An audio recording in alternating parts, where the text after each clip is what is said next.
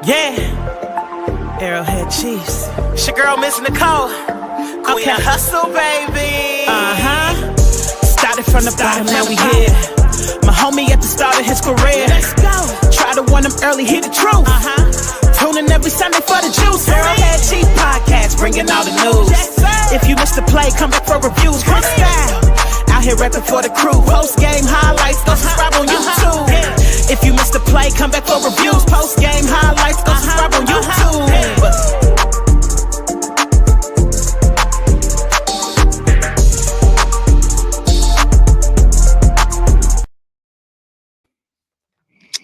What's up, ChiefsKingdom? You're tuned in to the Arrowhead Chief Podcast, episode 216. Back to the Super Bowl we go. That's what this episode is called. Hope everybody's excited because we back in the big dance against the Philadelphia Eagles. But before we talk about that, we'll just dabble in that because we'll probably get more in depth next week. But we got to talk about this game against the Buffalo Bills. But before we get into that, we got a special guest, friend of the show, Mr. Ed Easton Jr. of USA Today SMG. Ed, how are you doing, sir? Doing good. Happy to be back on. And once again, I'm just happy to see myself in the opening. So that is an honor. I got to always say that. So I appreciate it. Hey, man, like I said last time, you asked, I deliver, man. You deserve it. You deserve it. You're always willing to come on the show when I ask. So I got to put you on the show. I got to put you in the intro. And of course, I got my co-host, Mark. You know him as just Mark. What's going on, Mark? We here. It was just number smiles and cheesing and grinning and laughing and all the funny narratives are coming out, and you just sitting back and just like all I'm missing just a tall glass of lemonade. We just sit back and just yeah, for real. That's all I'm missing. Yeah, definitely happy. But let's get into it, man. Let's talk about the game, man. The Chiefs won 32-29.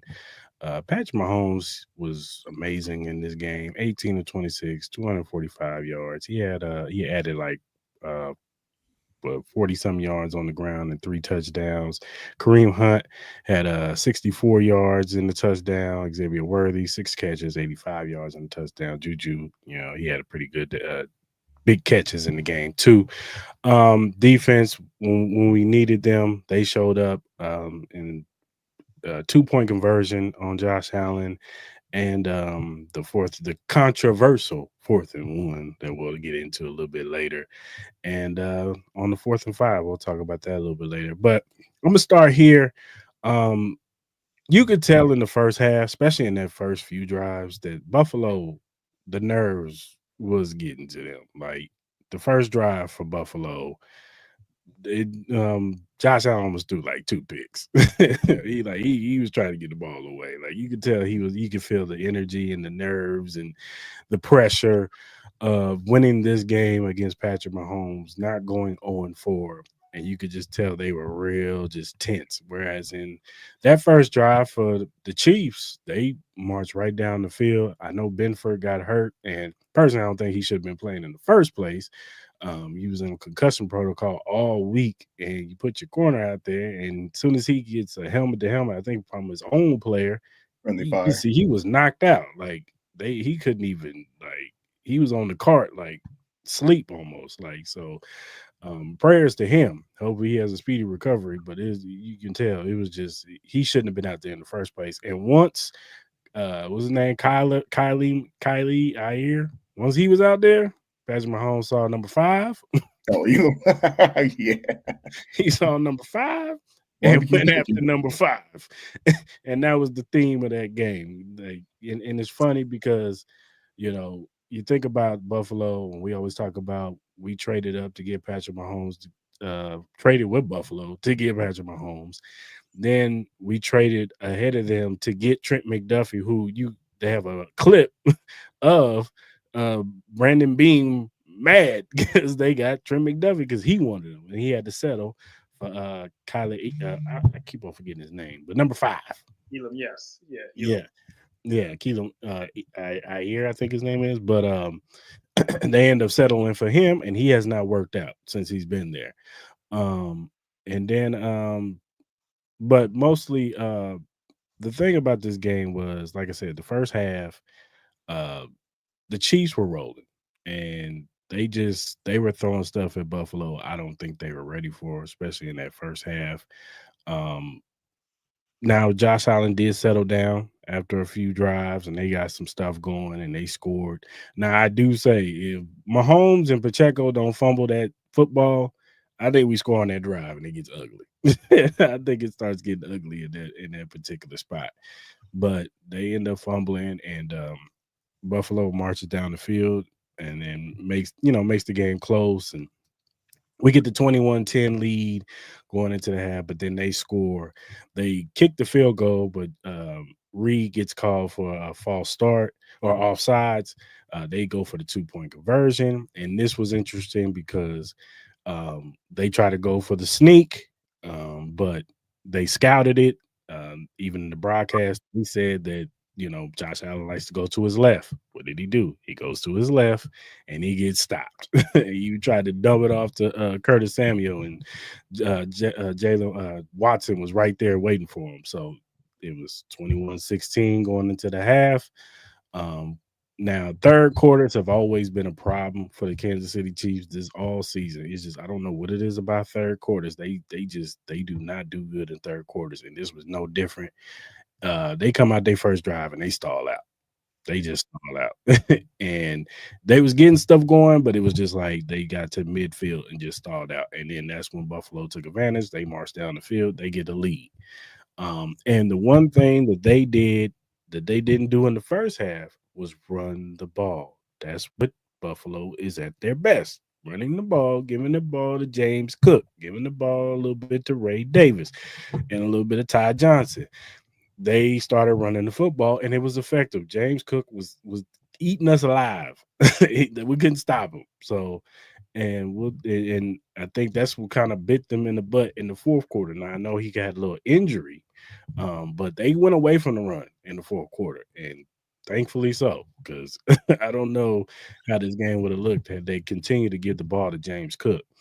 But ultimately, we talk about the 4th and 1, or the one controversial play is probably in the first half was the Xavier Worthy catch. Yes. Some people think the ball did hit the ground, but according to the rule, as long as he has both hands underneath and the ball doesn't move, it is a catch. And if a defender and a receiver is fighting for the ball, they award the ball to the receiver. That is in the rule book. You can look it up. I know everybody wants to say it's controversial because it's the Kansas City Chiefs. That is in the rules. You can look it up. And even let's say it was incomplete. It was a holding play on there anyway. So it'd been 1st and 10. So it quite possibly would at least got a field goal out of that. So so we could debunk that controversy right there. Now the big controversy is the 4th and 1. Look, I wouldn't be mad if they did say it was over because it was close. I'm not going to sit here and act like it wasn't close. There are some videos I see and I'm like, it kind of look like he got over. And then there's some videos I'm like, I don't know. It looked like he got stopped. So, and once they make that, and the thing about spot balls, when they say it's not at the spot, usually they're not going to overturn it. They're gonna keep it as it is because it's just hard to overturn that. So they kept it as it is. The Chiefs go down in March and they score. But Buffalo comes right back and scores again, and they tie it up. Now, the Chiefs, they get the ball, they kick the field goal to make it 32-29. So now it's 3 minutes and 33 seconds left.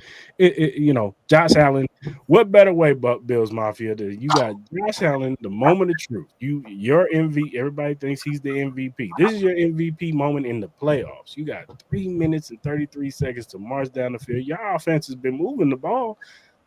So, you like your chances with Josh Allen with the ball in his hands. But in these big moments, this is where Spags shines.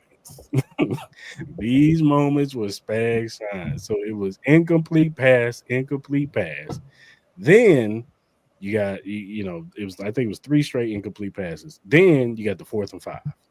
And look, even Romo was fooled. And I give it, I can't stand Romo broadcast, but usually call out plays, and he was even fooled. Nobody thought that Trent McDuffie from the top was going to come in on a blitz. Mind you, Khalil Shakir was wide open. If he dumped it off to him, it's a first down and maybe more. So if he dumps at him, we talking about maybe a totally different game. Maybe they're going to overtime, or maybe Buffalo wins the game. But Spags, his blitz packages, he's a genius. Like, and Osiris Torrance, the right guard for Buffalo, they talked to him. And he even said in the game, they showed that a few times, like they were going to blitz from that, but they backed off. So they showed it, but they backed off. So it kind of threw Buffalo off.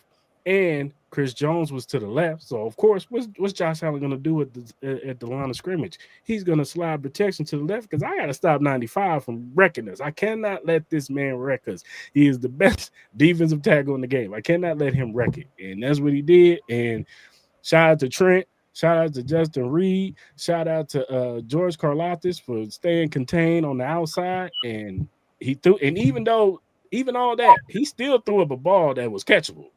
Like Dalton Kincaid, if he catches that ball, man, we might be still talking about a whole different game. But he dropped the pass. The Chiefs get the ball back. They get 2 crucial first downs, and they won the game. And we are heading to Super Bowl 59 to face the Philadelphia Eagles. Mr. Easton, what were your thoughts on the game? Well, first of all, that was probably the best summary of everything that happened. What I will say, though, in terms of the game, when you look at what Buffalo was doing, they had the right game plan on offense. And you mentioned in the beginning, maybe they were a little off. Maybe there's a little bit of nerves or things going into it. I don't believe it's really nerves.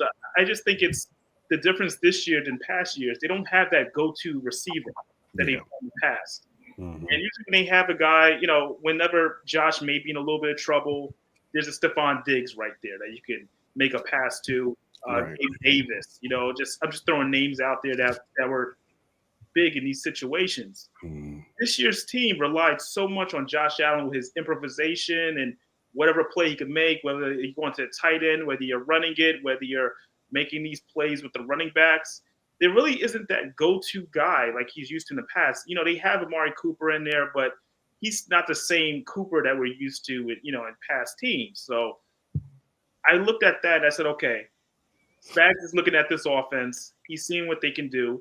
They're still good because Josh Allen is an MVP caliber quarterback. We can't ignore that. They're still going to put up points.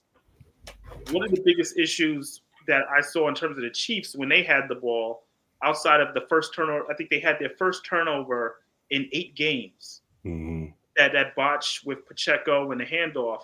They lost the turnover battle in the game and still won. But when you look at that, I saw some things that were really uncharacteristic.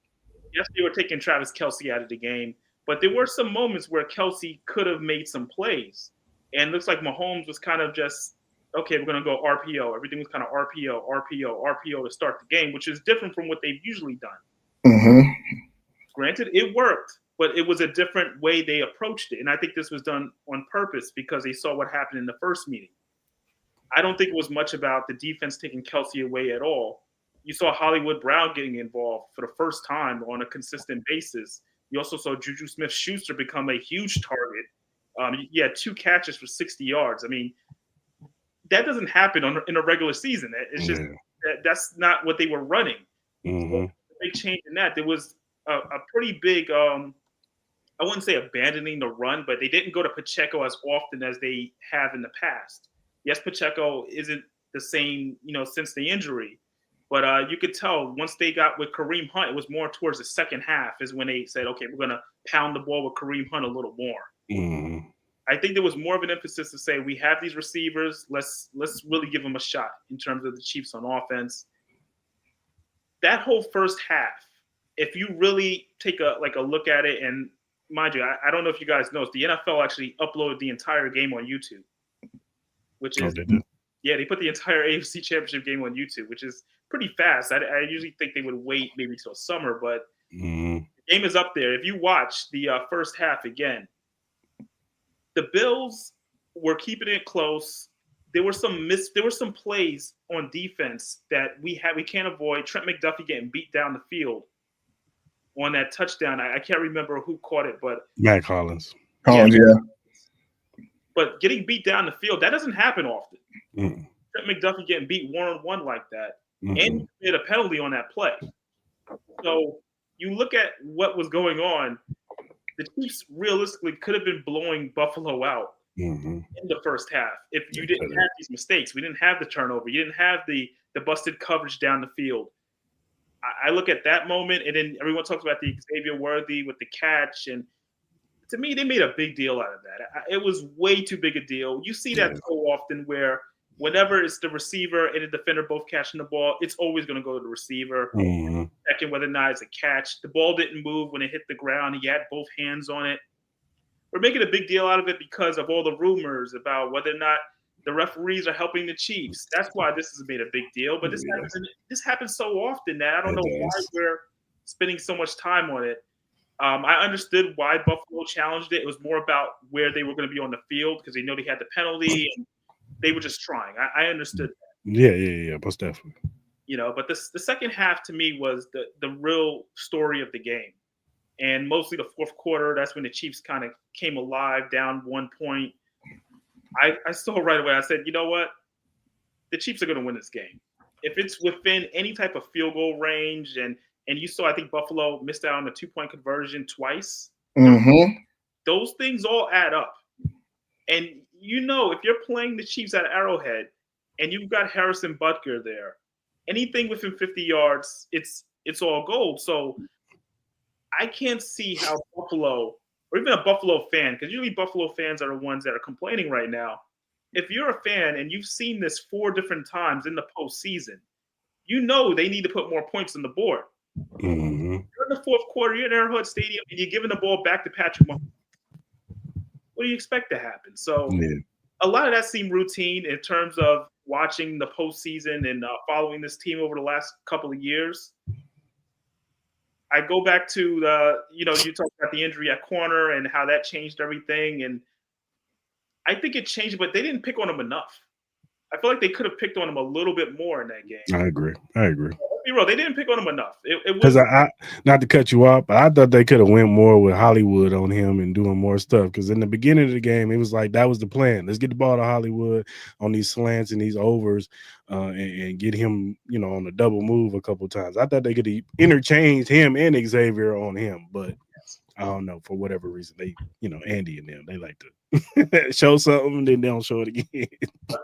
But actually, you brought up another good point, Xavier Worthy. How much he's grown. Oh man. I mean, the last 8 weeks of the year, you've got to look at the numbers. It's on par with some of the best receivers in terms of him, and he's also doing this out of backfield as a running back at times.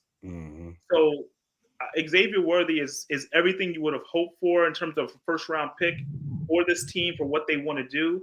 And I think a lot of that is because of getting DeAndre Hopkins, getting Hollywood Brown healthy. You have experienced wide receivers that are working with him because he was making silly mistakes like stepping out of bounds and running the wrong route. That was basically what was holding him back the first half of the year. Now you have a guy that has potential. I don't want to gas it up and say Tyreek Hill potential, but you have a guy that knows who he is now. Yeah. And he's very confident. He's playing fast. He's playing with a lot of confidence now that you just want to keep. You see, Pat is like, he's trying to feed him. That was one of the main reasons they stopped going to Hollywood because, Worthy's cooking. We got to keep going to him. Yeah. So it's a good problem to have. And DeAndre Hopkins hasn't made an impact this postseason because of this. I wanted to ask about DeAndre. Do you think he's hurt? No. I think he's more of a decoy more than anything, and it's actually worked out because Hollywood Brown, all he did was just open stuff up. Because I thought, you've been seeing a lot more short routes, which is more ideal because he just the technicality that Hopkins has as an experienced receiver, and I think that's carrying over because we've said this in history. We've seen this where the Chiefs will bring in the right veteran, in every run that they've had. And it doesn't necessarily have to affect them, but it's also affected the next person. We've seen how they brought in Suggs one year and how that defense got elevated. They do it every single year. So am I shocked that Hopkins isn't the guy that's having to put up 50 yards? No, he doesn't have to be. It's just you see the growth in it is making everybody better. 2.0 comparison. Shut up. Just don't walk off the field, but that's another story. We're not gonna put that on him. I'm not gonna put that. We're just gonna say that people are going to.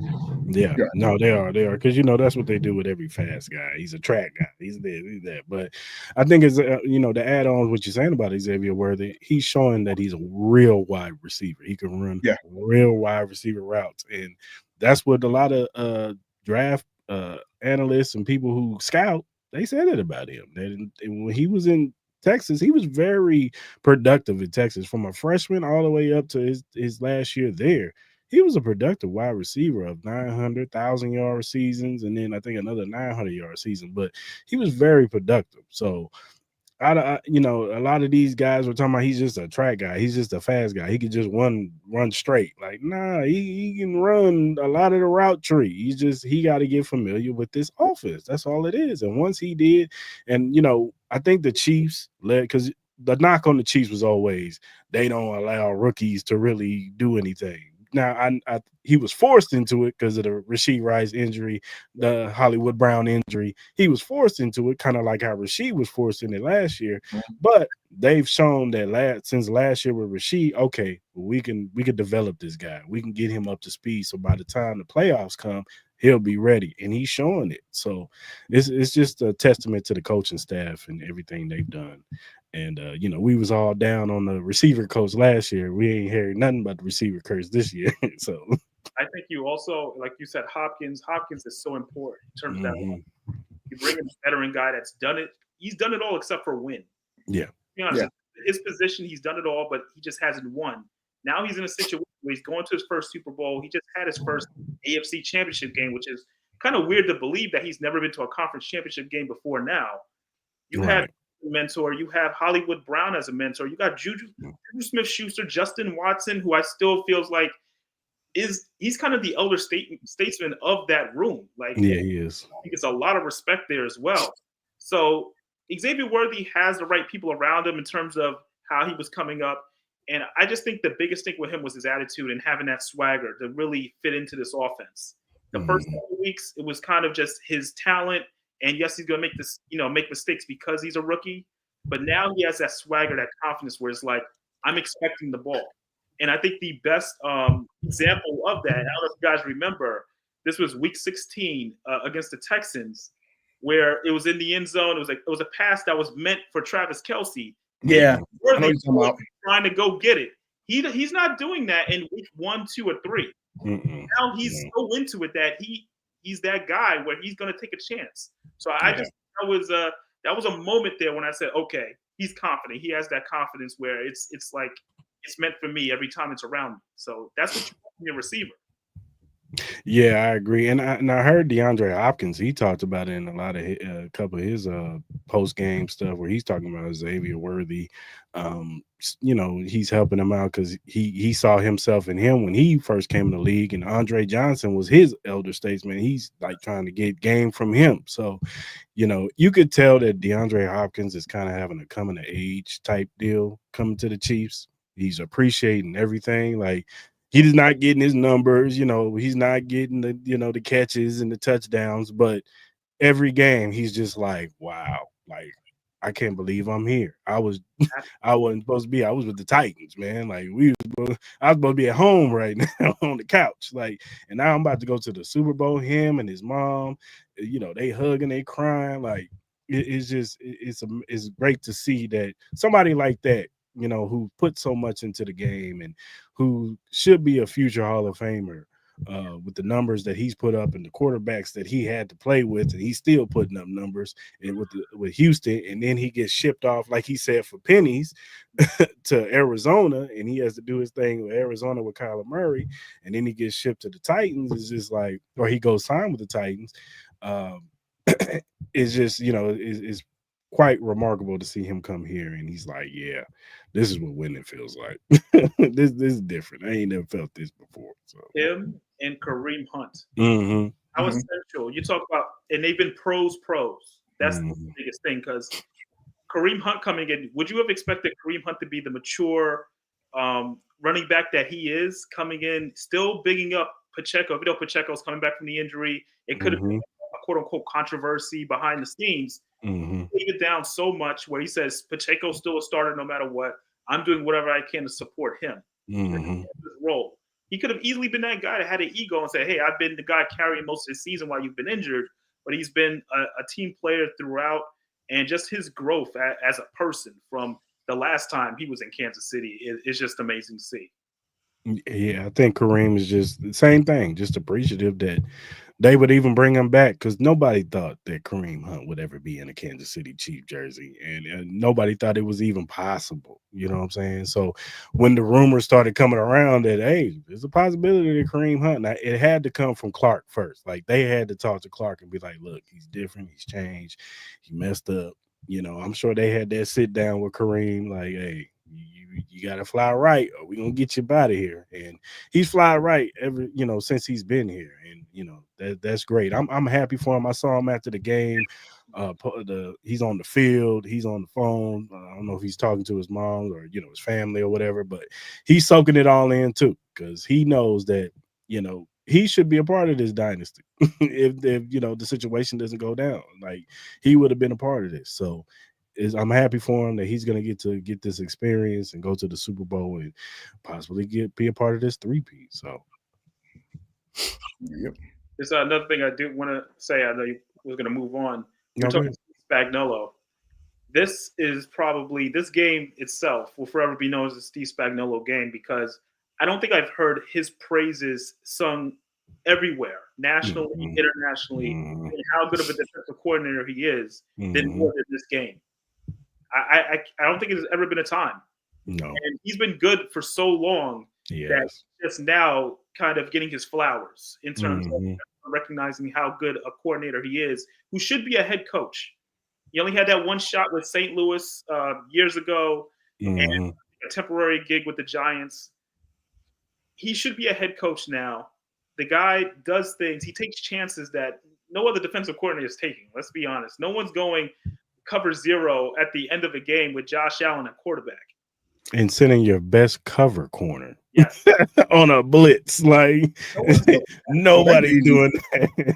That play alone can actually be very much be broken down because, and I'm actually going to go ahead and get into my points right quick though, because I think Ed Easton, I think he nailed it right in the head as far as like, and you saw it in his articles when he was talking about the growth of Worthy. You saw that. You saw the execution as far as with Pat Mahomes running the ball and using the RPO. And I mean, part of the elements, that still play into it, but the fact that they stuck to it anyway, though, that a lot of teams will kind of deviate from that. But Andy Reid, the coach that he is, he does not deviate from the game plan. However, the two other things, though, I mean, we can talk about, people are talking about officiating. Others can talk about injuries. I'm 100% with you. They need to change that to where it's like if they're concussed a week before anything like that, they should be at least have a week off. That it doesn't make any sense. We're talking about player safety. Where's the player safety in that? We got to be wise. I don't care how big the game is. You still got a livelihood after the fact. But one of the keys of that, though, was that, and the Chiefs been doing this, they do this to every team. And this is why the Chiefs are so unique. When they force the other team to have to change the way they play, that's how they got you. And when they started point chasing, and then we can argue about the refs and all this other stuff. And, the thing about it is when you're the road team, you got to find ways to take it. That's why I was so impressed with Washington. They wanted to take it. I mean, granted, it didn't show up in the NFC Championship game. Just Philly just completely overwhelmed them. You got to take it in those situations. And if you want to talk about the point chase, let's look at that right there. We can break it down. We'll find the points. Any game, you can basically find the points. So it started out 7-0. Chiefs came out, on their turn, got the ball, right? Then it was 7-3. The Bills got their field goal on the next score. Then later on, it was they got the touchdown. It was 10-7. Then Chiefs got that 7 on the other side. That became 10-14. Then the Chiefs got the ball again, and that's when Pat Mahomes ran in, and it was 10-21. Here's where the point chase got screwed up. Then, that's when Mac Hollins caught that bomb. It was like that was kind of like one of those. It had to be the perfect ball. Let's just call it for what it is. Yeah, like, that was a good ball. It was just no a perfect throw. Because McDuffie was right there. It was just like, man, then you can do. I can argue with that. Yeah. But here's where the Bills got in trouble. 21-6. They went for 2, going in panic mode. This is why I said you cannot do that. 21-16. There's a point right there. Then they get another touchdown. could have been. It's like had they not gone for two, just gone for the one because they got the ball because that was when they came out. They had that flat third quarter. It could have been 24-21 had they not gone for two in those situations. And then the Chiefs end up they getting the ball and everything. This is where the situation gets a little bit messed up. Then it becomes 20. Like had the Bills they kept going for it, or had not gone for two, it could have been 24-31, right? It's like when the Chiefs has gotten that, they got that score, or 24-30, something like that. They could have got that. And then that's when the Bills came down. They could have applied pressure. But when they started chasing points, though, that's where everything got all screwed up. That was their problem. They started chasing points way too early situationally. You start throwing out there. But the other side of that, too, is the dangers of going for two. When you start going in your bag and it's with plays that are more so meant for situationals, that was the difference. Tape and tendencies is the biggest point of them all. And you saw throughout the game, knowing where Josh was going to run. He was going to go over to the side where the left guard was. That's where he likes to run. More tape and tendencies going into that fourth quarter on that 4th and 5. I knew I had seen that play before, but they just designed it a little bit different. This is the difference between the Chiefs and the Bills. This is just Andy Reid at his finest. Mm-hmm. So the Bills love to line up in that 4-by-1, where they had the 4 on one side, 1 on the opposite side. They dressed it up a little bit differently by motioning open. I think it was Shakir, or it was Shakir. It was somebody else. He was in the backfield. Shakir was in the backfield. It was somebody in the backfield, and then they motioned over.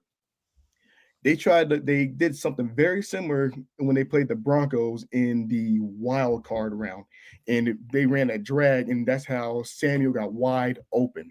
It's the same exact thing. So that's what caused them to blow that whole play up, threw everything off, and then they threw the timing off. They weren't expecting the blitz to come in. They had to go. That's what led to the guard having to pick up the wrong man because they panicked. That's tape and tendencies. Same thing even when they got the ball on the other side, when the Chiefs had it in that situation where they were going down the field. They got the ball on the turnover on downs. Mm-hmm. And another one, I've seen that play before. Week 16, and Acho even pointed this out.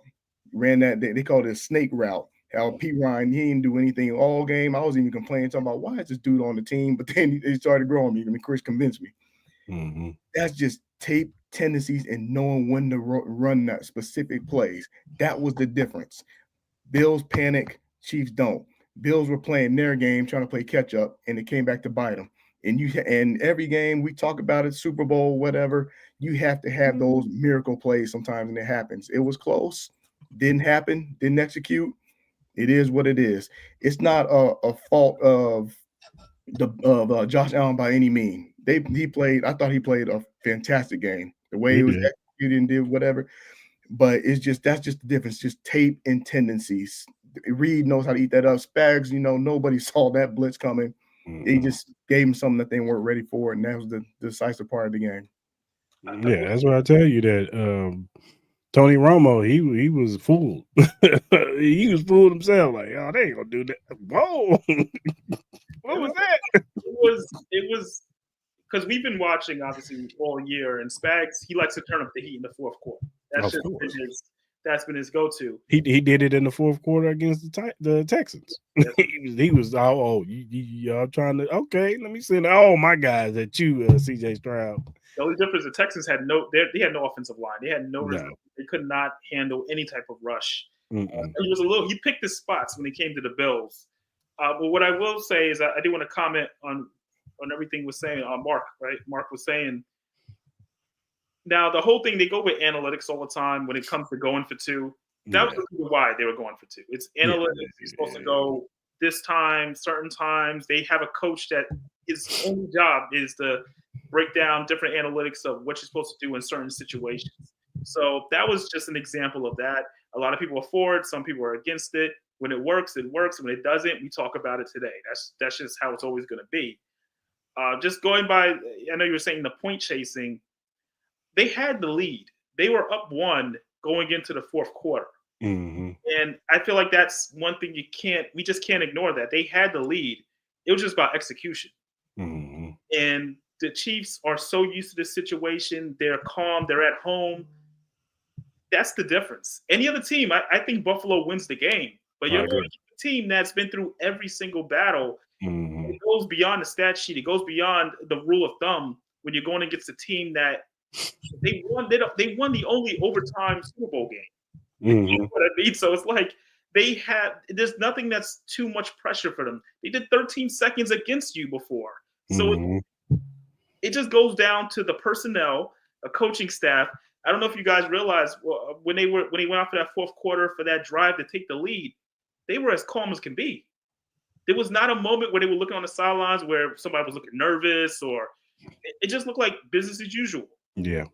Yeah, because and everybody complained about I only win by one score, and it's like that kind of, I think that test, keeps them battle tested, because once the playoffs game, what you think is going to happen? It's going to be one score game, unless you're going against a team that's just inferior and they just not supposed to be in the playoffs. They just happen to be there.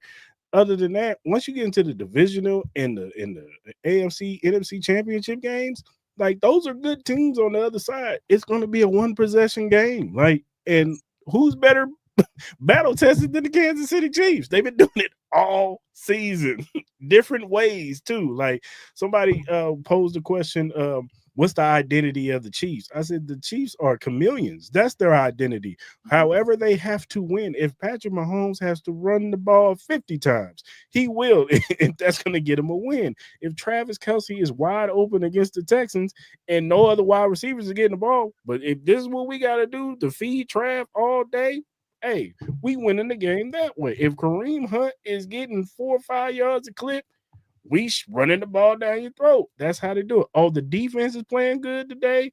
Well, you know what? We're going to keep it tight. We ain't going to make no mistakes. Defense, close it out. Like, and Harrison Buckner, kick us some field goals, man. We're going to, if you got to kick 7 of them, we'll leave and close it out that way. That's just how they are. They've learned to be chameleons. That's what New England used to do. New England used to be chameleons like that. They used to switch it up and change and, make the other team. That's what great teams do. They make the other team mess up. They make the other team change their philosophies in the middle of the game and get away from it. That's why I was like, y'all got away from the run game. James Cook was cooking. He was getting it going, and you go away from that. My other problem with the whole tush push thing, you know why it works for Philly? One, because Jalen Hurts is like what, 5'11", 6 foot. Yeah, like, he's not a big guy. The lower center of gravity, the way he's able to push, and he has so much strength. He goes under 2, and they have big guys behind them pushing them. You can't have a running back pushing Josh Allen forward. You gotta.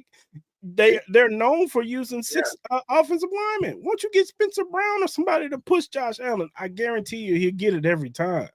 I don't understand their tush push. It's worked so often during the season. It worked in the divisional round. It worked. Yeah. It's worked so long for them that it's like, if it's not broken, don't fix it. I get that mindset as well. We could all like look back and say, okay, he could have made this adjustment, could have did that. But what was making them successful all season, they're not just gonna change it up because it's the Chiefs. But once again, this is why coaching is different, why McDermott is different from Andy Reid or Steve Spagnuolo. It's just the mentality. And going back to what you were just saying, like about just the mindset, there's no ego on this team. No. That is one of the biggest characteristics of these Chiefs. There's no ego. Travis Kelce only getting 2 catches. He's a guy that any other team is like, if they have a superstar Hall of Fame player, they're going to find a way to force him the football. Same thing with DeAndre Hopkins.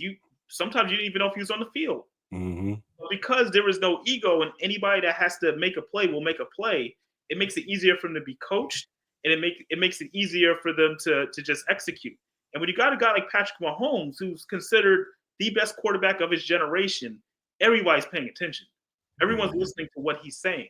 Mm-hmm. He demands attention once he hits the huddle. So there's no questioning of that. Mm-hmm. And it just to put a bow on it, that's why a guy like Samaje Perine is so important. Because, like you said, no one's thinking about him, right? All game, no one's thinking about him. He's been third down back the entire year. Mm-hmm.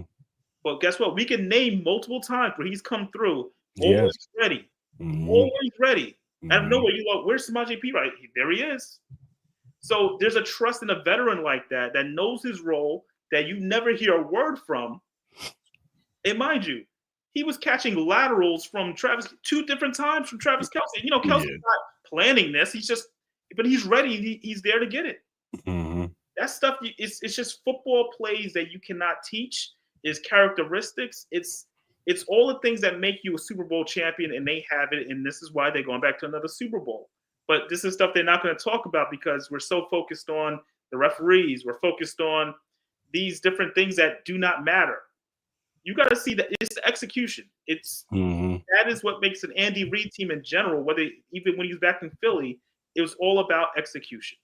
Right. And his players just buying in from the top to the bottom. Patrick Mahomes is bought in, and he, like you said, he has no ego. He respects every man from Travis Kelce all the way down to James Winchester, all the way down to Nico Remigio. You know what I'm saying? Like he respects everybody. You know what I'm saying? And he even said it at a press call. I lean on my teammates. We're a team, and we're gonna win this game as a team. You know what I'm saying? And when you hear your leader big you up like that and say, oh, he believes in me, I believe in everybody in this room. You know what I'm saying? Like, I'm going to go out there and play for Patrick Mahomes, and I'm going to give him my very best. You know what I'm saying? And I'm going to play within the confines of the game. I ain't going to try to get outside myself, but I'm going to try to make a play when I need to make a play. So that's the big thing about the Kansas City Chiefs. One thing that's underrated about this game is that, boy, if any of those fumbles from Buffalo would have went our way, this game would really got ugly. This game would have really got ugly. But they got the ball bounced their way 4 times. Boy, I was like, wow. I thought Remigio was going to run that ball back, though. I did and he got going. I'm like, he's been the unsung hero in special teams that nobody really talked about. I'm like, the first ones, I'm like, okay, this dude got a little fumble problem. I need him to hold on to that ball a little bit tighter. But then he's just gotten a spark. I mean, he takes some chances, like when he's way in the back. I'm like, why didn't he just take a knee? I'm like, could have got better. But he'll grow and he'll learn. I think he's earned his opportunity going into next year, but we shall see. Well, he's been playing really good at special teams at kickoff. I like him at kickoff. Oh yeah, well, when McCole Hardman went down and obviously not going to be activated for the Super Bowl, he's done for the year. That opened up the opportunity for him. Yeah, and we also can't ignore the fact that McCole Hardman was a Pro Bowl special teamer, and he was doing a good job as a returner. He wasn't bringing it back for a touchdown, but he was still, very consistent and. Every game did the job, so I can't ignore that. Just when I look, like I said, going back to the ego part, Patrick Mahomes running these RPOs and scrambling the ball as often as he was doing. Mind you, this is a guy that had a serious ankle injury this year. Had one the last couple of years where he's always, bad ankle, bad this, bad that. Still will take off running while injured. You don't think that the rest of the locker room, the rest of the players, the coaching staff, they see what he does. So the fact that Andy Reid trusts him so much to make a decision to say, okay, you're going to just take off running, you're our star quarterback, our franchise quarterback, they're going to risk it all just for these extra couple of yards, that stuff matters. It's a lot different when Mahomes rushing the ball than it is Josh Allen. And we saw the difference in this game. Josh Allen, he's kind of built that way. Yeah. That was kind of his thing coming in. Mahomes, it was always about if he's running, it's because he's trying to buy time. He's just trying to make something happen. They're not going to make a play for him to just take off running. It's very rare that they play and they say, "Hey, we're just doing a Mahomes draw." Ever since he got injured, I think about 4 years ago against Broncos, yeah. Yes, they're not. That's not something. Everything that he was doing, all those running plays, those were just him just saying, "Okay, I gotta." Make something happen. People are covered down the field. It matters so much. In my last thing on this, it matters so much that there are guys that know how to play with Mahomes. In terms of the receivers being smart and knowing like his routes and knowing when to break off the route. Him and Kelce so special, and Juju taking advantage of that. A lot of plays of Juju were not designed for him. No. These are just like, okay, let me find a space to get open. I see Mahomes is scrambling. Let me find a space. This is what made Juju so good 2 years ago for the team, where he was almost a 1,000-yard receiver. If he didn't get hurt, he would have got 1,000 yards for sure. I think he finished like less than 100 yards short of that. So it's just little things like that is what keeps you on the team and what keeps Mahomes, what keeps him happy. Yeah. There's the reason why Kadarius Toney's now on a roster. Oh yeah, I know. I think everybody wanted Kadarius. Yeah, Kadarius, man. I mean, you see where he is now. But you can't look, talented guy. When he had the ball in his hands, talented. Once he had the ball in his hands, that was the problem. He couldn't get the ball in his hands. But couldn't keep it in his hands, and he couldn't stay on the field because he's always getting hurt. So, but yeah, man, great game from the Chiefs. Back to the Super Bowl. I do want to ask you, Ed. Now, look, Buffalo. They've faced every iteration of the Kansas City Chiefs from, when Josh Allen, their first game when they went into the AFC Championship game. I don't really count that one because I just felt like the Chiefs were just far head and shoulders better than them in that game. Like, they were just happy to be there. To the 13-second game, which was I think that was a big heartbreak because it's like, you see them on the sideline, everybody's high-fiving. We got them. You know what I'm saying? It's over. And then, they kick it off, and it's like, you see Tyreek get a couple yards, and, as a Chiefs fan, you're like, I don't know. They might be able to get in field goal range. I don't know if this game's over yet. And then Travis Kelce runs up the scene and gets them yardage, and Harrison Buckner's kicking us into overtime. We get the ball back, and we win. And it's like everybody, and you could just tell everybody on this sideline is just like, what just happened? What just happened? We supposed to be winning, right? We supposed to be going to face Cincinnati next week. But then last year, you get us in your home. You know what I'm saying? And everybody's like, this Chiefs team is inferior. It's done. Even though this year they were saying the same thing. I don't know why. But this last year is like, oh, this team is inferior. They ain't got no weapons. They just terrible. Even though our defense was elite, super elite, that nobody was talking about. They was too busy talking about the Ravens. Rightfully so, talking about the Ravens defense. But I thought our defense was right there with the Ravens, and we showed it. But we got them in the home. And credit to Josh Allen, he got him in field goal range. Bass kicks it to the right. Game over. But even so, to allude to that, a heavy dose of that is just coaching.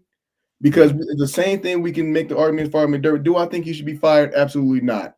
No. But some of the situational stuff like that, we even talked about last week with Harbaugh.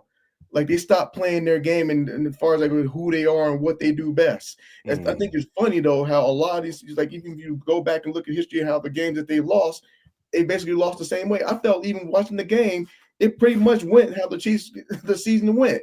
We said that about the Eagles Super Bowl. It said they came out fast, then they had a flat second quarter, and then the Chiefs woke up in the third and fourth. That's how their season went. Same thing with this game. We said we knew, and I said it last week when DJ Diamond was on here. I said the third quarter is what scares me, and that was as flat as a third quarter as you could possibly get. The difference was, Mahomes put on the cape, and then on top of that, you had the tape and everything so forth, and they did what they need to do. Going back to the other teams, the Chiefs, there's a reason why technically they only have one. It's go figures. The two losses they have were the two games they gave up 30 points, although we don't count the second one. And then if you go down, and then you go down the row, talk about the Bills. And I put this in the group chat. I said the Bills are losing going into halftime. They lose. What was the story in the regular season? When they were down at halftime, they lost. When it came down to the Ravens, when Derrick Henry got less than 20 touches, what happened? They lost. The Chiefs stayed true to who they are.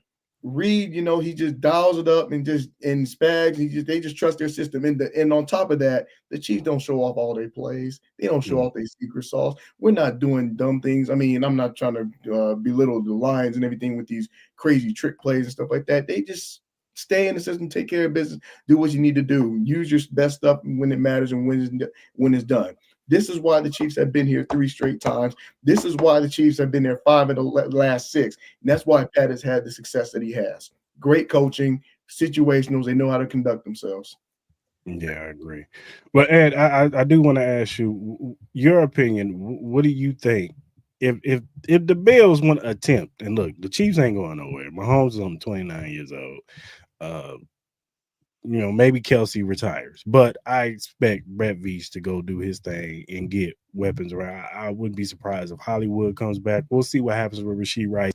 I'm pretty sure he's going to get suspended, once his injury, whatever, they bring him back off the PUP list, or he's on IR at the start of the season. I don't know, but I'm sure he's going to get suspended for the situation that happened in Texas.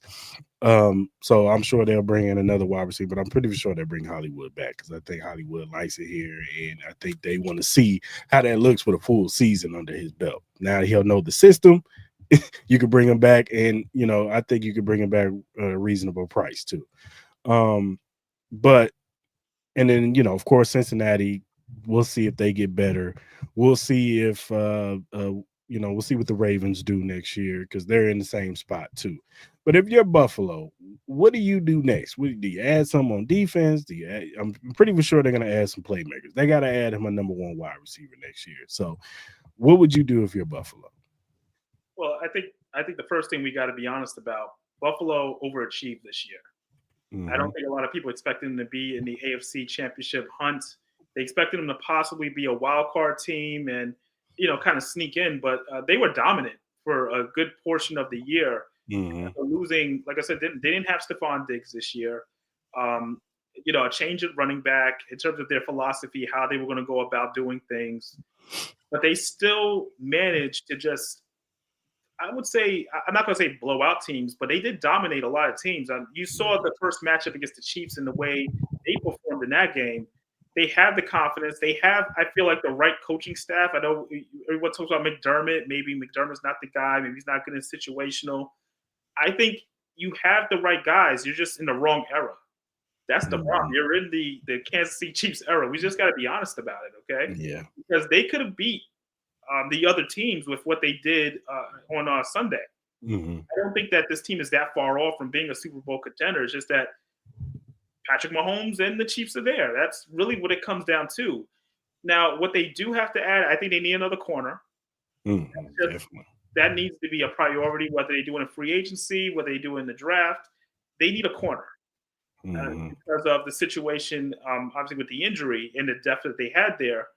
But outside of that, and the wide receiver, I think this is still a good team. The offensive line is still good. The defense with Von Miller's still good. At his age, he can still make plays.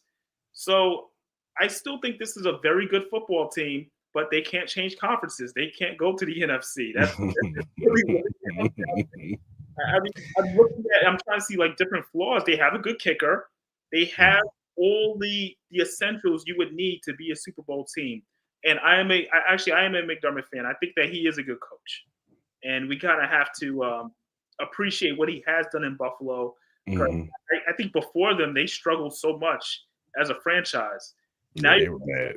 Every single season being in contention, especially in a year where we didn't expect them to be here. We expected Cincinnati to be in this spot. And they weren't. So we got to be honest. That he's done a heck of a job. They were the number 2 team in the AFC. Like, that's pretty good. Yeah, I agree with you. I do think that they should add. Like, I like Greg Rousseau, Von Miller. He's cool, but you can tell he's getting older. He's not the Von Miller that can wreck.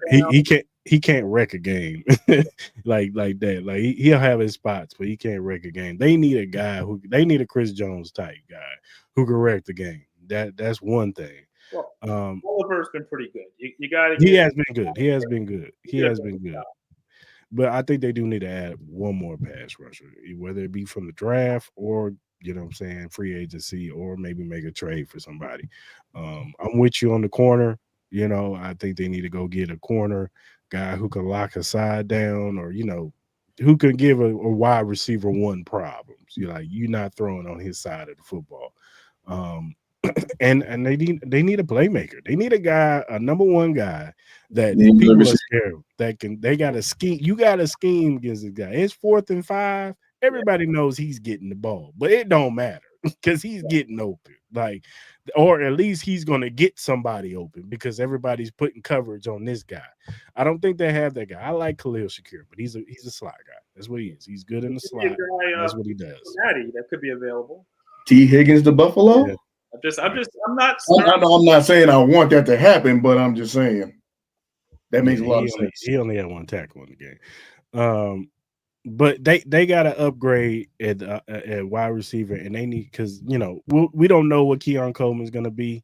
I'm not gonna bash him. I know people are gonna compare him and Xavier Worthy. They're two different type of wide receivers. They get used, and he was hurt, so he really didn't get to develop like Xavier Worthy got to develop this season. He was out for a good chunk of the year, so we'll see how he looks next season coming in, with a full off season, knowing how to, work out, get his body right and all that good stuff. We'll see what Keon Coleman turns into. I don't know what they're going to do with Amari Cooper. I imagine he'll probably maybe come back, but I can see him leaving and going somewhere else. So they're definitely going to have to get a number one wide receiver. They got to get somebody who can threaten offense vertically and get double coverage, like to open up other wide receivers and hopefully get these tight ends more involved. Kincaid, Knox, like they got to get these guys, and you got to feature James Cook more. You can't, in these championship games right now, he's your best playmaker right now. I think that was a mistake when they kept going to Tyler Johnson. I think that was a mistake. Because they do that during the season where they like to switch off, back and forth. They probably should have just stayed with the hot hand, and that was the point. That was bad. And Ty Johnson was the one that almost fumbled the football, wasn't it? Like he was the one that almost fumbled, I think. Yeah. So that would have been a disaster when we'd be talking about Ty Johnson fumbling the football and losing the game. So, and then, like I said, you still got to worry about what the Ravens are going to do next year. What they're going to add. You still got Derrick Henry in the backfield. Are they going to add another wide receiver? I think not having Zay Flowers in that game really hurt them against Buffalo. I think if Zay Flowers is in that game, I think the Ravens win that game. I think we'd be facing the Ravens this weekend. Or if they make sure that he gets his 20 touches like they're supposed to. But they get away from the game plan that made Harbaugh didn't learn from the year before. I mean, I'm not saying I wanted them to beat the Chiefs now. I ain't saying that. But why are they going away from what smoked him one time? Relax. Yeah, he got it one time. I don't know about Mac. That second catch, that was on Cook. Cook got caught looking in the backfield. But I honestly, they gotta add some pieces, and honestly, they gotta hope somebody knock the Chiefs off. They gotta hope that they don't face the Chiefs in the divisional round or in the AFC Championship game. They gotta hope. Hopefully it's Ravens and maybe Cincinnati or Miami or somebody. You know what I'm saying? They gotta hope that somebody else emerges and knocks the Chiefs off, and they face that team because they have a better chance of face. Like you said, they probably beat any other team in the AFC. Maybe outside of Cincinnati. If Cincinnati's fully equipped, like they got a decent defense or whatever, I think Cincinnati matches up good with Buffalo. But outside of that, I think they would have to hope somebody else knock off the Chiefs because it took Peyton Manning 7 tries. That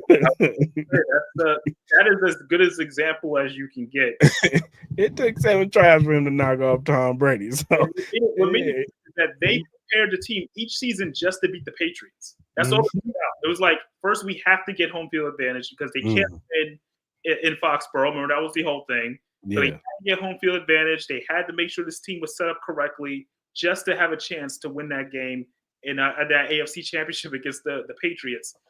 That was the whole mission. So Buffalo's mission has to be, how do we beat the Chiefs? We heard Cincinnati say, well, I think the last couple of years, that's all they were doing, preparing their team to beat the Chiefs. Remember, they took Orlando Brown. They said this was going to be the difference. We get Orlando Brown, that's going to put us over. You saw what happened. Now they don't know whether or not they're going to keep their receivers. So it's always something. You go after one thing, you're going to end up losing something trying to chase Kansas City. And I have to make this comparison because I'm an NBA fan as well. Right. I go back to the Jordan years. Come on, you trying to tell me any of those Knicks teams could have won a title like during Jordan's era? Like there was. It's just certain teams you just can't get by. It doesn't matter how good you are. If you can't beat this team, you just can't beat them.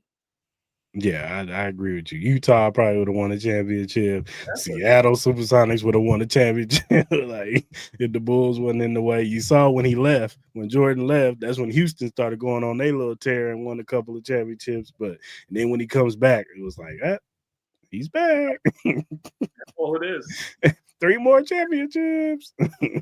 So, We also need to give honorary thank you to the Buffalo Bills because of that trade too. So go figure, the person that you trade back, I mean, one that burns you. They've done it for the third time. I mean, the Mahomes trade was the other one.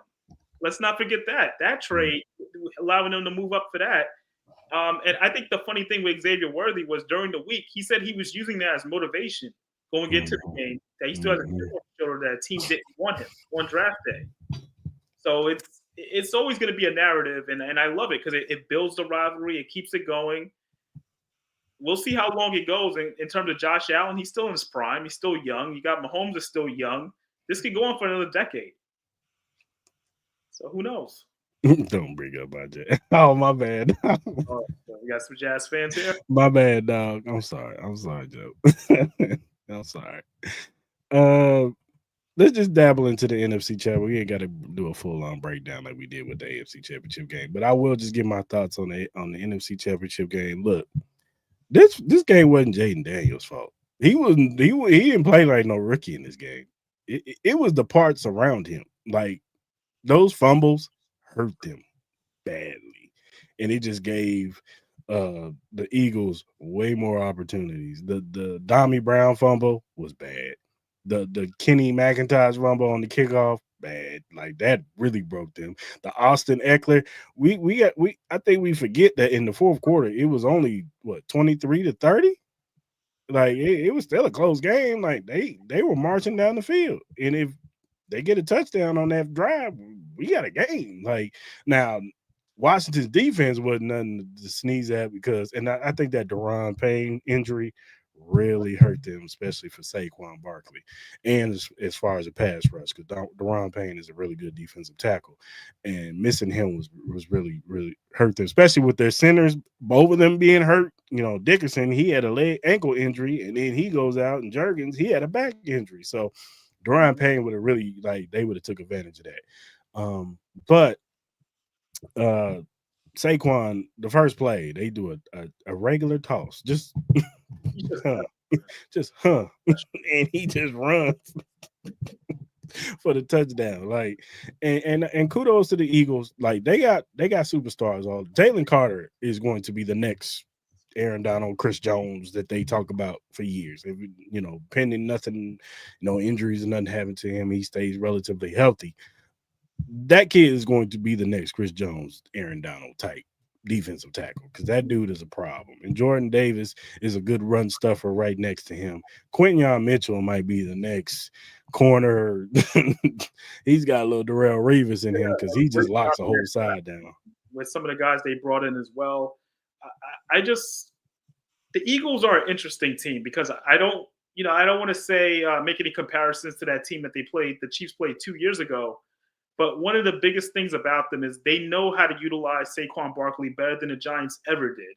Mm-hmm. I mean, when you talk about the offensive line, there's no way in such a short amount of time that the offensive line is able to understand a guy like Saquon Barkley, because I think that was part of the issues with the Giants. They had different guys on the offensive line. It was, you have this special player, and you're not seeing the best of him. And he still was putting up 1,500-yard seasons.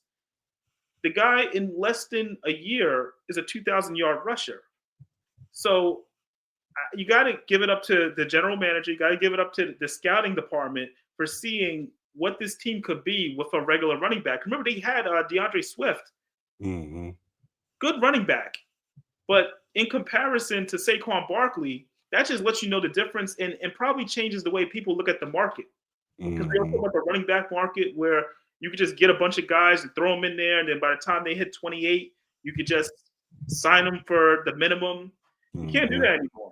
No. But Saquon Barkley has shown that if you're a good running back, you can be better somewhere else depending on the system.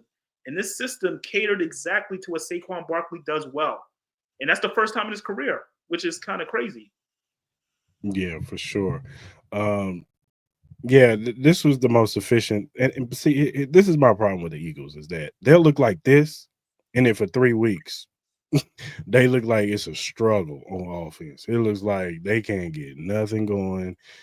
AJ Brown on the sideline reading books, and everybody's in disarray, and it just seems like they all toxic and mad at each other. And then once somebody yells in the press conference, next thing you know, AJ Brown goes off 150 yards and 2 touchdowns, and everybody's all happy and kumbaya, and let's hug each other. And then it happens 3 more games. It's like they're so inconsistent. That's my only problem with the Eagles. And that's the problem, because I don't think guys like AJ Brown, obviously Jalen Hurts, the whole situation, they don't want to accept the fact that this is a running team. Mm-hmm. They still think they're going to be, airing it out and utilizing. They have great weapons, but they're a running team. That's just the identity. Mm-hmm. And Sirianni's trying to, push it that way, but you can't keep everyone happy, and that's going to come back to haunt them later on. I mean, the fact that they made it to the Super Bowl is pretty amazing. I agree. But that could also be because the Lions weren't there. And I do want to take a step back in terms of that divisional round game with the Lions and Commanders. To me, Detroit looked, I wouldn't say not unprepared, but they just seemed very distracted. Mm-hmm. Because every single coach on their staff had an interview somewhere else. Mm-hmm. And I don't think I can remember the last time where a team had their entire staff. We're talking about not just the coordinators, but assistants on the team interviewing for other jobs. Mm-hmm. Season run. If that's not a distraction, I don't know what is. They try to play it down, but they didn't have that mindset of like, hey, we're going to go in there, we're going to take care of business, because that's what they were supposed to do against the Commanders. They were supposed to take care of business that night at home. That's a distraction. That is an internal thing. And, as much as people love Campbell, that's on him. That loss, the divisional round is on him. I agree. I personally think that if you're trying to go for a Super Bowl, look, if you really want to interview our guy, you're gonna have to wait.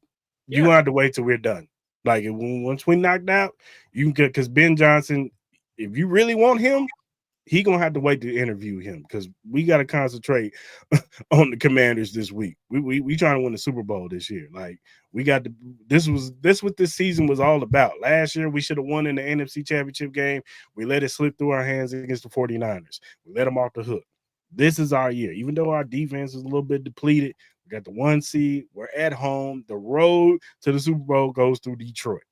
We should, you know what I'm saying? Like, and they just, and I think Mark said it too. He said that they were distracted. Like, and it's true. Ben Johnson, he worried about getting his head coaching job, the Raiders, or is it the Bears, or is it this job, or is it that job? Aaron Glenn, same thing. Like, and then now he's snatching people they both are snatching people from Detroit. So that's another thing that they're gonna have to look at next year. Like, because that's what's underrated about the Chiefs is Spags is not going anywhere.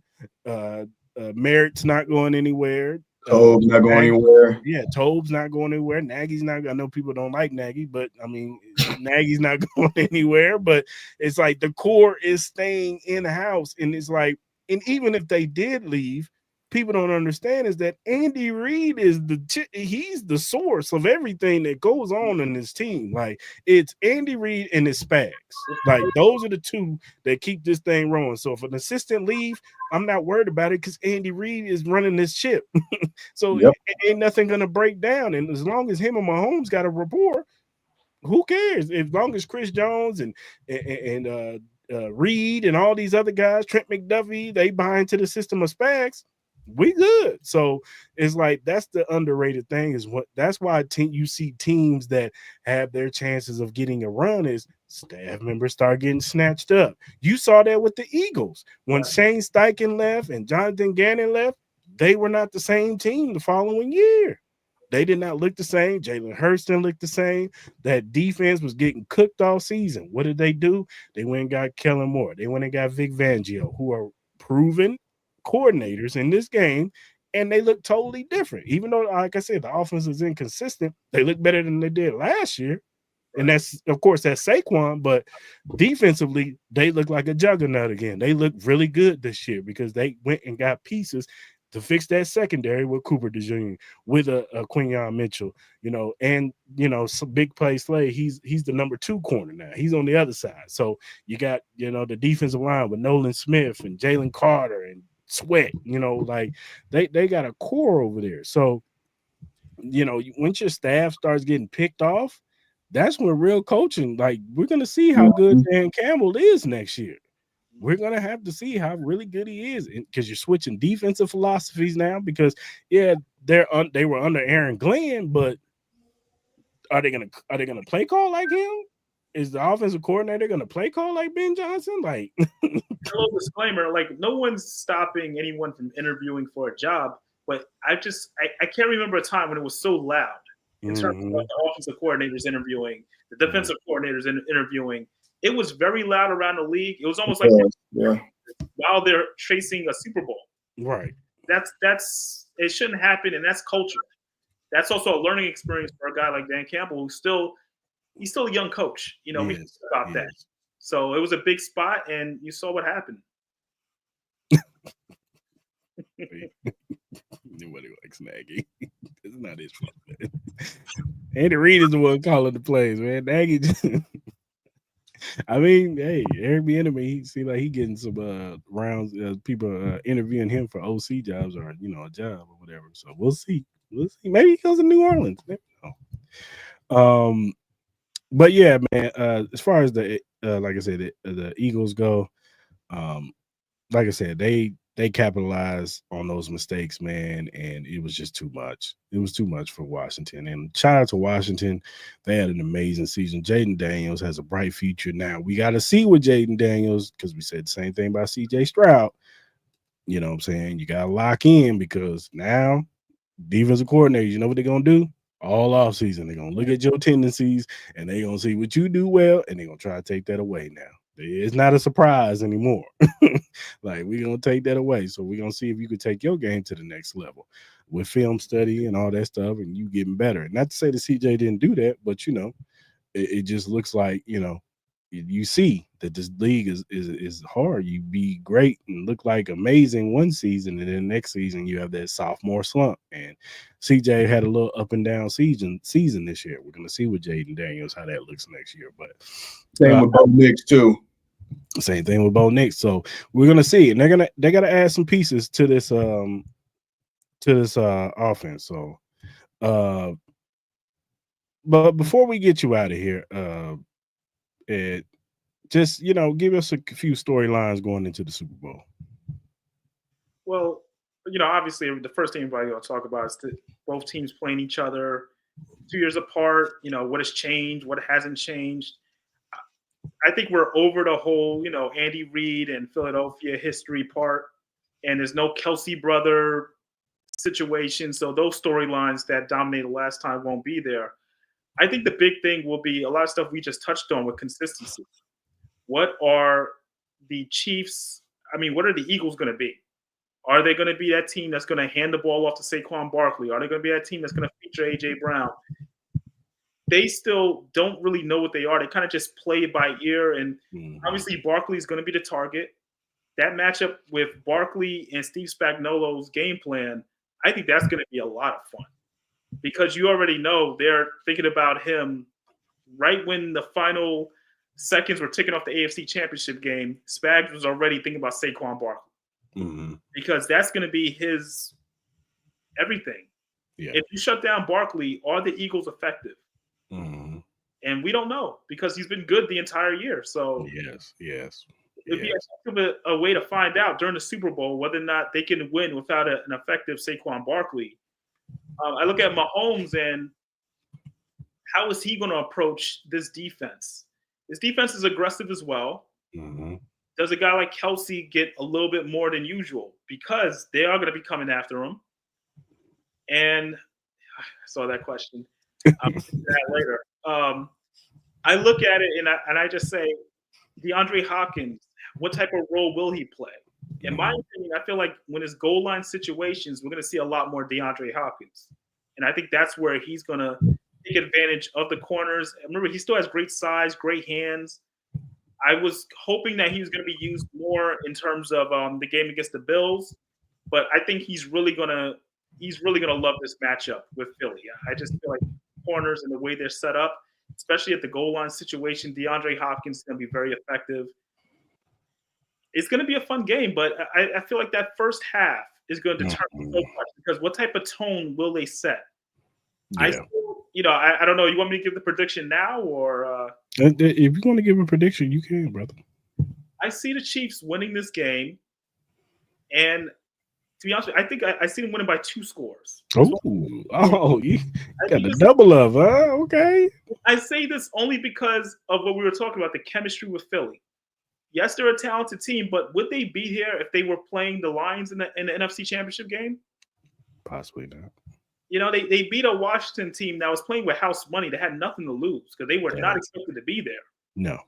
So I look at it and I say the Chiefs have been here so many times. It'll be tough. It just would be really tough unless the Chiefs beat themselves with turnovers, which they haven't done over the last 8 games. So I think it's a 2-score game. Yeah, I'm actually not mad at that. I just, like I said, I don't trust Nick Sirianni first of all, foremost. I've never been a Nick Sirianni fan. I think he gets carried by his coordinators. And you saw it when his coordinators left him. It was disarray. Now he's got solid coordinators. It's still toxic. It's still in disarray, but because they're winning these games that they were losing last year, everything's fine. You know, they still patch it up.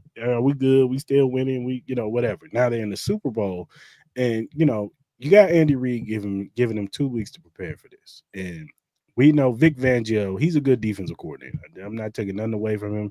He's given Pat Mahomes problems before when he was at Denver. Them Denver games used to be close. They weren't blowouts. Like they used to be tough. But I do think that Andy Reid's going to have something for him. I just think he's going to have a game plan that's going to be so ready that, we're going to come into this game ready to go. So I'm not too much worried about the Eagles. Go ahead, Mark. Fangio need to go on somewhere. This is the same dude that was tipping off the other coaches last year, trying to figure out how you can get it done. No, so that's right. I ain't worried about that dude at all. They said the same thing. So we ain't worried about him. but the 2-score, I could see that. As far as weapon. I mean, part of it for me is just how do you deal with Hurts? Which side of him are you going to get? We don't know. But we got so many players though they're coming in with a chip on their shoulder. I mean, think about it. Menahue, he didn't play last year, so he's going to come in with a chip on the shoulder. Carl Loftus, I think with him and Menahue, they're going to have a plan to be able to contain. That's going to be real interesting. I mean, just so much going on. And then with Watson, I was wondering. That's what I was asking yesterday or was the Sunday. I'm like, is Jalen Watson on the snap count on defense or something like that? It's like, don't get me wrong. I like Najee, but I'm like situationally, but they'll have some doubt. Andy about to. Yeah, for sure. All right, Ed, I know you got to get out of here, man. Appreciate you coming on the show like usual, man. You're always welcome to come back, man. Hopefully, in a couple of weeks, we bring you back on. We can talk about a celebration of a 3-peat. But like I said, appreciate it. Tell everybody where they can follow you at. Well, I appreciate it as always. And at Ed Easton Jr. on everything. Got some good articles coming out, some interviews because it is Super Bowl week. So there's going to be some celebrity interviews and things coming up on the podcast as well. Nice. It should be fun. Cool. All right, Ed, man. Until next time, man. See you later, brother. Yeah, let's close out. Before we get out of here, Mark, what's your thoughts on Pete Carroll to the Raiders?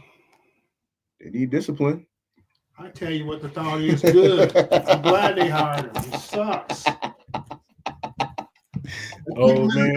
Longer. That's why they hired him. Good hire. The old man. I celebrate that hire. Keep making those mistakes. Shout out to Pops on that one, man. Shout out to Uncle Raj on that one. Yeah, I don't know, man. I get it. I guess they want some stability up in there. The important thing with this hire is his coordinator, whoever is the coaching and waiting, because he's 73 years old. Like, he's not going to be coaching. He might be coaching 2 more years, maybe. Like, he even looked like he was struggling to get through the door. So, no quarterback.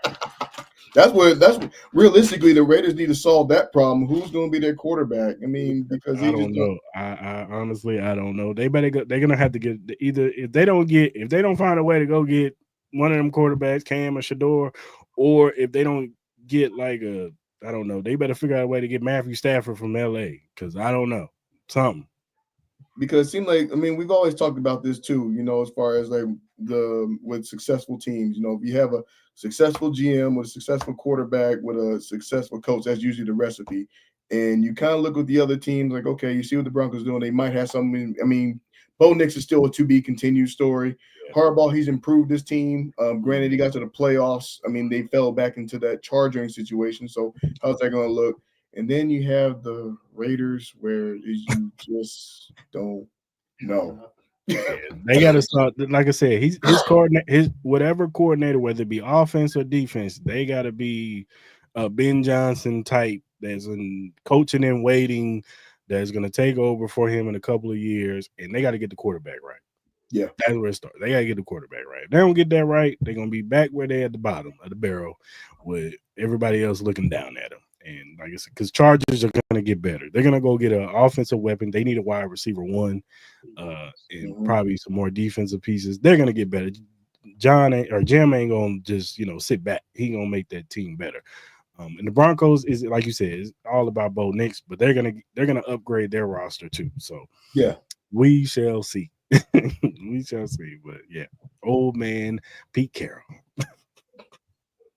I'm surprised. Not ours. I ain't tripping. I'm surprised they didn't make Marshawn Lynch the GM. Yeah. I'm just here so I don't get fined. I'm surprised they didn't make him the GM. Yeah. That'd be funny. Right.